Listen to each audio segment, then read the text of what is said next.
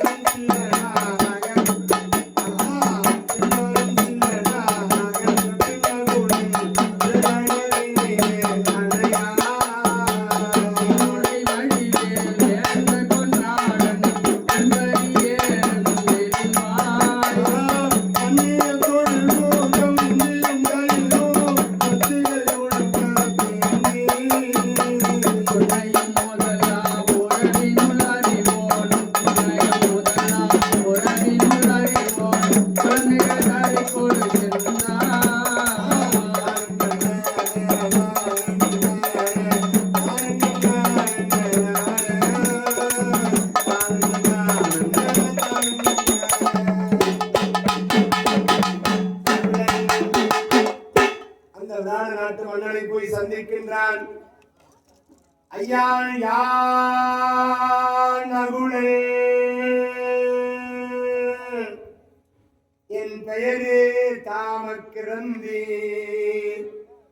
நான் நன்கு குதிரைகளை கால்நடைகளை சிறப்பான முறையிலே கவனிப்பேன்.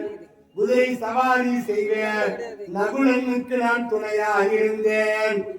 ஓஹோ, பார்த்தார் நகுலனுடன் இருந்தாயா? பேர் தாமக்கிரந்தியா? அப்படியானால் குதிரையை அடக்குவதில் வல்லவன் என்று சொன்னார். அப்படியான வேற நாட்டிலே ஒரு வெள்ளை குதிரை இருக்கிறது. அந்த குதிரையை அடக்கினால் நீ சாமர்த்தியசாலி என்று நான் புரிந்து கொள்கிறேன். யாரால அடக்க முடியாத வெள்ள குதிரை அந்த வேற நாட்டிலே நகுலன் அடக்கினான். அது மேல் நின்று அந்த அண்ணனை வணங்குகிற நேரத்தில் இந்த பரிசு பொருளை கொடுக்கிறாரா விராட மன்ன. அந்த பரிசை அலட்சியமா வாங்கி கீழே போட்டானா. இப்ப தர்மராஜா பார்த்தா இவன் முதல் நாளே மாட்டி விட்டுருவோம் பொழுது, ஐயா அந்த குதிரை மேலிருந்து வாங்குவது அவளுக்கு பழக்கம் கிடையாது. இப்ப பாருங்க, குதிரை விட்டு இறங்கி கீழே வந்து தங்களுக்கு வணக்கம் போட்டு மரியாதை நீங்க கொடுக்குற பரிசை வாங்கிப்பா பாருங்க. இது முதலே வாங்கி வைக்கலாம் பொழுதுன்னு நினைச்சாலும் சொல்லாம சொல்லி கொடுக்குற. பிறகு அதன் பிறகு சகாதேவன் வருகிறார். அவர் எப்படி வராரா? தந்திரி பாலனாக ஆர்கொள் நீ என்ன அருமகனுடன் ஓ ஆசனத்தில்